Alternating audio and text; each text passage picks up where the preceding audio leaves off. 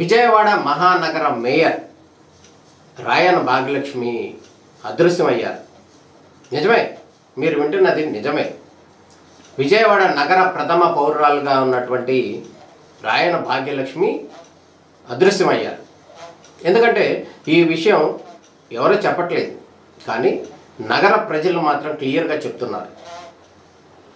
2021లో నగర మేయర్గా ఎన్నుకున్నటువంటి నగర ప్రజలకు సంబంధించి మొన్న తాజాగా వచ్చినటువంటి వరదల సందర్భంలో, ప్రకృతి విపత్తుల సందర్భంలో, మొన్న వచ్చినటువంటి వరదల సందర్భంలో, ప్రకృతి విపత్తుల సందర్భంలో బుడమేరు పొంగి విజయవాడ నగరం మొత్తం కూడా అల్లకల్లోలం అయిపోయిన పరిస్థితి కనపడుతుంది.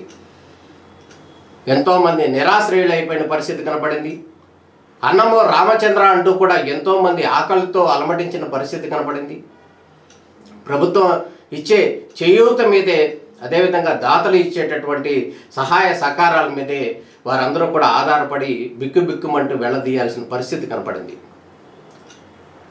ఇది ప్రభుత్వం చేసినటువంటి చేయూతలో భాగంగా వారందరూ కూడా కొంత మేరకు కోలుకున్న పరిస్థితి కనపడుతుంది.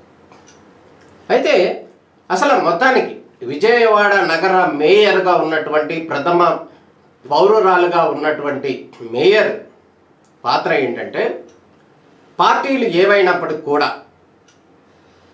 ఆమె ప్రథమ పౌరురాలుగా ఉంది కాబట్టి ఈ నగరాన్ని సుభిక్షంగా కాపాడాల్సినటువంటి బాధ్యత ఆమెకి ఇంకా 2 సంవత్సరాలు ఉంది. కానీ కాడి తన్నేశారు.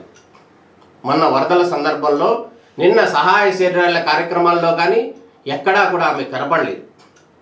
కనీసం బిఎంసి కమిషనర్ ఉంటారు, కలెక్టర్ ఉంటారు, వీళ్లతో అయినా కూడా కనీసం ఆమె సంప్రదించాల్సిన అవసరం ఉంది ప్రజలకు సేవలు అందించే అంశాలకు సంబంధించి. ఒక పక్కన పార్టీ పరంగా కనుక గమనిస్తే మంత్రులు మిగతా వాళ్ళందరూ కూడా వచ్చి సహాయ సహకారాలు అందించారు. కానీ ఈమెకి పార్టీ విభేదాలు కనుక ఉంటే ఆమె కలెక్టర్తో కానీ, బిఎంసి కమిషనర్తో కానీ, మిగతా వారితో కూడా సేవా కార్యక్రమాలకు సంబంధించి, వారిని ఆదుకునే ప్రయత్నాలకు సంబంధించి వారితో మాట్లాడవచ్చు, చర్చించవచ్చు.